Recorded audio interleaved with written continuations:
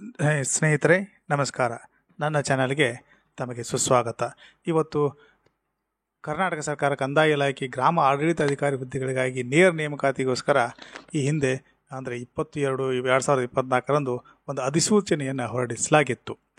ಅದರಲ್ಲಿ ಒಂದು ತಿದ್ದುಪಡಿಯನ್ನು ಕೂಡ ಈಗ ಮಾಡಿ ಒಂದು ಮಾಹಿತಿಯನ್ನು ಈಗ ಬಿಟ್ಟಿದ್ದಾರೆ. ಏನು ಮಾಹಿತಿ ಅಥವಾ ಏನು ತಿದ್ದುಪಡಿ, ಅದಕ್ಕೆ ಕ್ವಾಲಿಫಿಕೇಷನ್ ಅಥವಾ ಎಜುಕೇಷನ್, ಶಿಕ್ಷಣದಲ್ಲಿ ಬದಲಾವಣೆ ಅಥವಾ ಅರ್ಹತೆ ಬಗ್ಗೆ ಏನೇನು ಇರಬೇಕು, ಮೊದಲು ಏನಿತ್ತು, ಈಗ ಏನು ಮಾಡಿದ್ದಾರೆ, ಒಂದು ತಿದ್ದುಪಡಿ ಏನು ಮಾಡಿದ್ದಾರೆ ಅನ್ನೋದ್ರ ಬಗ್ಗೆ ಈ ವಿಡಿಯೋ ಮಾಡ್ತಾ ಇದ್ದೀನಿ. ದಯವಿಟ್ಟು ವಿಡಿಯೋನ ಮಧ್ಯದಲ್ಲಿ ಎಲ್ಲೂ ಸ್ಕಿಪ್ ಮಾಡದೆ ಕಂಟಿನ್ಯೂ ಆಗಿ ನೋಡಿ, ಆಮೇಲೆ ಶೇರ್ ಮಾಡಿ, ಲೈಕ್ ಮಾಡಿ, ಕಮೆಂಟ್ ಮಾಡಿ. ಹೊಸದಾಗಿ ಯಾರಾದರೂ ನನ್ನ ಈ ವಿಡಿಯೋ ನೋಡ್ತಾ ಇದ್ದರೆ ಖಂಡಿತ ನೀವು ಸಬ್ಸ್ಕ್ರೈಬ್ ಮಾಡ್ಕೊಳ್ಳೋದಕ್ಕೆ ಹೇಳ್ತೀನಿ. ಬನ್ನಿ ಈ ವಿಡಿಯೋದ ಕಂಪ್ಲೀಟ್ ಮಾಹಿತಿಯನ್ನು ನಿಮಗೆ ತಿಳಿಸ್ತಾ ಹೋಗ್ತೀನಿ. ಏನು ತಿದ್ದುಪಡಿ ಮಾಡಿದೆ ಕರ್ನಾಟಕ ಪರೀಕ್ಷಾ ಪ್ರಾಧಿಕಾರ ದಿನಾಂಕ 3/4/2024 ಒಂದು ತಿದ್ದುಪಡಿ ಮಾಡಿ ಒಂದು ಆದೇಶವನ್ನು ಅಧಿಸೂಚನೆಯನ್ನು ಹೊರಡಿಸಿದೆ. ಏನು ಅಂತಂದರೆ, ಕರ್ನಾಟಕ ಸರ್ಕಾರ ಕಂದಾಯ ಇಲಾಖೆ ಈಗಾಗಲೇ ಏನೋ ಕರೆದಿತ್ತಲ್ಲ ಗ್ರಾಮ ಆಡಳಿತಾಧಿಕಾರಿ ಹುದ್ದೆಗಳಿಗೆ, ಅಂದರೆ 1,000 ಹುದ್ದೆಗಳಿಗೆ 22/2024 ಒಂದು ಅಧಿಸೂಚನೆ ಹೊರಡಿಸಿತ್ತು. ಅದರಲ್ಲಿ ಏನು ಹೇಳಿತ್ತು ಅಂತಂದರೆ, ಶೈಕ್ಷಣಿಕ ವಿದ್ಯಾರ್ಥಿಯಲ್ಲಿ ಈ ರೀತಿಯಾಗಿ ಪ್ರಕಟಣೆ ನೀಡಿತ್ತು. ಏನು ಶೈಕ್ಷಣಿಕ ವಿದ್ಯಾರ್ಥಿ ಅಂದರೆ, ಗ್ರಾಮ ಆಡಳಿತ ಅಧಿಕಾರಿ ಈ ಹುದ್ದೆಗೆ ದ್ವಿತೀಯ PUC ಹೊಂದಿರಬೇಕು ಅಥವಾ ಅದಕ್ಕೆ ತತ್ಸಮವಾನ ಅದಕ್ಕೆ ಸರಿ ಸಮಾನವಾಗಿರತಕ್ಕಂಥ ಒಂದು ಹುದ್ದೆಯನ್ನು ಹೊಂದಿರಬೇಕು ಅಂತ ಹೇಳಿತ್ತು.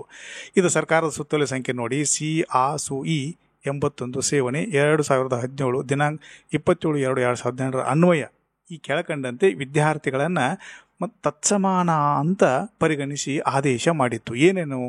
CBSE ICSC ಮಂಡಳಿ ನಡೆಸುವ ಕ್ಲಾಸ್ 12ನೇ ಪರೀಕ್ಷೆ, ಇತರೆ ರಾಜ್ಯ ಸರ್ಕಾರದ ಪರೀಕ್ಷಾ ಮಂಡಳಿಗಳಿಂದ ನಡೆಸುವ ಕ್ಲಾಸ್ 12ನೇ ತರಗತಿ, national institute of open schooling ವತಿಯಿಂದ ನಡೆಸುವ ಉನ್ನತ ಪ್ರೌಢ ಶಿಕ್ಷಣ ಕೋರ್ಸ್ ಬಾರ್ HSC ಅಂತ ಕರೀತಾರೆ. ಇನ್ನು 3 ವರ್ಷಗಳ ಡಿಪ್ಲೊಮಾ ಅಥವಾ 2 ವರ್ಷಗಳ ITI ಕೋರ್ಸ್ ಅಥವಾ 2 ವರ್ಷಗಳ ವೃತ್ತಿ ಶಿಕ್ಷಣ ಡಿಪ್ಲೊಮಾ ಕೋರ್ಸ್ ಅಂದರೆ OGC, JODC ಆರ್ JLDC ಅಂತ ಈ ಕೋರ್ಸ್ಗಳು ಇವು ಕೂಡ ತತ್ಸಮಾನ ಅಂತ ಹೇಳಿದರು.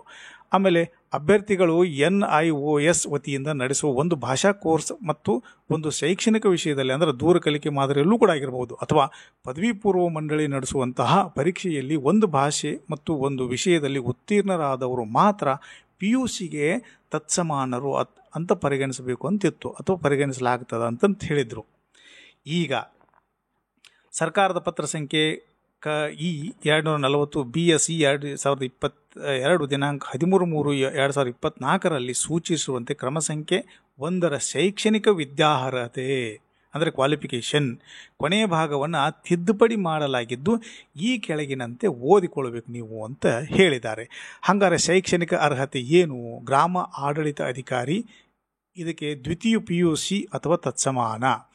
ಆದೇಶ ಸಂಖ್ಯೆ ED 9 TVE 2019 ದಿನಾಂಕ 6/8/21 ಮತ್ತು ಆದೇಶ ಸಂಖ್ಯೆ EP 33 TVE 21 ದಿನಾಂಕ 30/9/21 ಮತ್ತು ಉಳಿದಂತೆ ಸಿಬ್ಬಂದಿ ಮತ್ತು ಆಡಳಿತ ಸುಧಾರಣಾ ಇಲಾಖೆ ಸುತ್ತೋಲೆ ಸಂಖ್ಯೆ CASUE 81 ಸೇವನೆ 17 ದಿನಾಂಕ 27/2/2018 ಅನ್ವಯ ಈ ಕೆಳಕಂಡಂತೆ ವಿದ್ಯಾರ್ಹತೆಗಳನ್ನು ತತ್ಸಮಾನ ಅಂತ ಪರಿಗಣಿಸಿ ಆದೇಶ ಮಾಡಿದ್ದಾರೆ.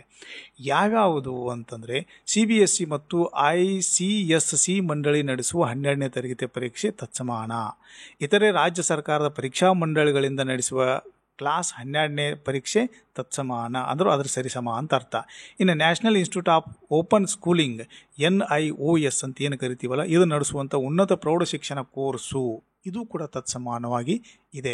ಇನ್ನು 3 ವರ್ಷಗಳ ಡಿಪ್ಲೊಮಾ ಅಥವಾ 2 ವರ್ಷಗಳ ITI ಕೋರ್ಸ್ ಅಥವಾ 2 ವರ್ಷಗಳ ವೃತ್ತಿ ಶಿಕ್ಷಣ ಡಿಪ್ಲೊಮಾ JOC ಅಥವಾ JOD JLDC ಅಂತ ಹೇಳ್ತೀವಲ್ಲ, ಈ ITI ಕೋರ್ಸ್ ಉತ್ತೀರ್ಣರಾದ ಅಭ್ಯರ್ಥಿಗಳು ಮಾತ್ರ ಏನು ಮಾಡಬೇಕು ಅಂತಂದರೆ, NIOS ವತಿಯಿಂದ ನಡೆಸುವ ಒಂದು ಭಾಷಾ ಕೋರ್ಸು ಮತ್ತು ಒಂದು ಶೈಕ್ಷಣಿಕ ವಿಷಯದಲ್ಲಿ ಅಂದರೆ ದೂರ ಕಲಿಕೆಯಲ್ಲಿ ಅಥವಾ ಪದವಿ ಪೂರ್ವ ಮಂಡಳಿ ನಡೆಸುವ ಪರೀಕ್ಷೆಯಲ್ಲಿ ಒಂದು ಭಾಷೆ ಒಂದು ವಿಷಯದಲ್ಲಿ ಉತ್ತೀರ್ಣರಾದವರು PUCಗೆ ತತ್ಸಮಾನ ಅಂತ ಪರಿಗಣಿಸಲಾಗ್ತದೆ ಅಂತಿತ್ತು. ಈಗ ಸೂಚನೆ ಏನು ಕೊಟ್ಟದ ಅಂತಂದರೆ, ಪತ್ರ ಸಂಖ್ಯೆ 19/2/24 ಒಬ್ಬ ಅಭ್ಯರ್ಥಿಯು ಒಂದು ಜಿಲ್ಲೆಗೆ ಮಾತ್ರ ಅರ್ಜಿಯನ್ನು ಸಲ್ಲಿಸಬೇಕಿರೋದರಿಂದ ಅಭ್ಯರ್ಥಿಗಳು ನೆನಪಿಟ್ಟುಕೊಳ್ಳಿ, ಒಬ್ಬ ಅಭ್ಯರ್ಥಿಯು ಒಂದು ಜಿಲ್ಲೆಗೆ ಮಾತ್ರ ಅರ್ಜಿಯನ್ನು ಸಲ್ಲಿಸಬೇಕಿರೋದರಿಂದ ಅಭ್ಯರ್ಥಿಗಳು ಒಂದೇ ಅರ್ಜಿಯಲ್ಲಿ ಕಲ್ಯಾಣ ಕರ್ನಾಟಕ ಮತ್ತು ಉಳಿಕೆ ಮೂಲ ವೃಂದಕ್ಕೆ ಅರ್ಜಿ ಸಲ್ಲಿಸಿ ಆದ್ಯತೆಯನ್ನು ಸಹ ನಮೂದಿಸಬಹುದಾಗಿರುತ್ತದೆ.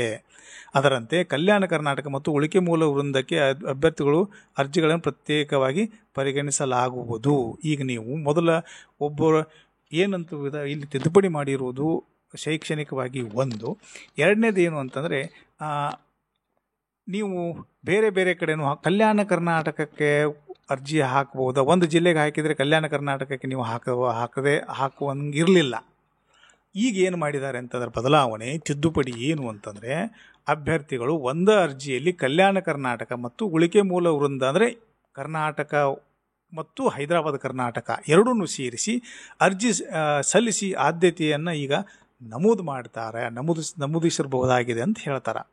ಕಲ್ಯಾಣ ಕರ್ನಾಟಕ ಮತ್ತು ಉಳಿಕೆ ಮೂಲ ವೃಂದ ಅಭ್ಯರ್ಥಿಗಳು ಅರ್ಜಿಗಳನ್ನು ಪ್ರತ್ಯೇಕವಾಗಿ ಪರಿಗಣಿಸಲಾಗುವುದು. ನೀವು ಕಲ್ಯಾಣ ಕರ್ನಾಟಕಕ್ಕೂ ಹಾಕಬಹುದು, ಇಡೀ ಕರ್ನಾಟಕಕ್ಕೂ ಕೂಡ ಯಾವಲ್ಲಾದರೂ ಕೂಡ ನೀವೇನು ಮಾಡಬಹುದು, ಅರ್ಜಿಯನ್ನು ಹಾಕಬಹುದು ಅಂತ ಹೇಳ್ತಾರೆ.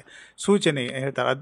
ಈ ತಿದ್ದುಪಡಿ ಮಾಡಲಾದ ವಿವರಣೆಗಳನ್ನು ದಯವಿಟ್ಟು ನೀವು ಯಾರು ಅರ್ಜಿ ಹಾಕ್ತಿರಲ್ಲ ಅವರು ಗಮನಿಸಬೇಕು ಅಂತ ಹೇಳ್ತಾರೆ. ಇದು ಮುಖ್ಯವಾದಂಥ ಒಂದು ಬದಲಾವಣೆ ಅಂತ ಹೇಳ್ತಾರೆ.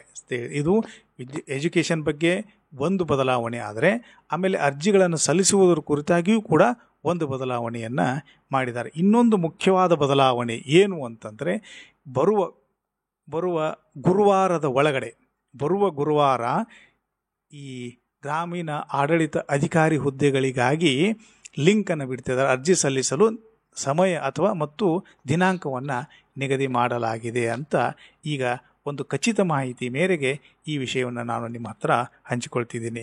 ಇದಿಷ್ಟು ಗ್ರಾಮೀಣ ಆಡಳಿತ ಅಧಿಕಾರಿ ಹುದ್ದೆಗಳಿಗಾಗಿ ಆಗಿರುವಂಥ ಮಹತ್ವದ ಬದಲಾವಣೆ ಸ್ನೇಹಿತರೆ. ಇದರ ಬಗ್ಗೆ ಮತ್ತೇನಾದರೂ ಮಾಹಿತಿಗಳು ಸಿಕ್ಕರೆ ತಕ್ಷಣಕ್ಕೆ ನಾನು ನಿಮಗೆ ಅದನ್ನು ವಿವರವಾಗಿ ವಿಡಿಯೋ ಮಾಡಿ ತಮಗೆ ಸಲ್ಲಿಸ್ತೀನಿ. ಇದಿಷ್ಟು ಮಾಹಿತಿಯನ್ನು ತಾವು ಗಂಭೀರ ನೋಡ್ಬೇಕಂತ ಹೇಳ್ಕೊಂಡು ಈ ವಿಡಿಯೋನ ಇಲ್ಲಿಗೆ ಮುಗಿಸ್ತೀನಿ. ಮತ್ತೆ ಹೊಸ ವಿಡಿಯೋದೊಂದಿಗೆ ತಮ್ಮನ್ನು ಭೇಟಿ ಆಗ್ತೀನಿ. ಅಲ್ಲಿವರೆಗೂ ಟೇಕ್ ಕೇರ್, ಬಾಯ್.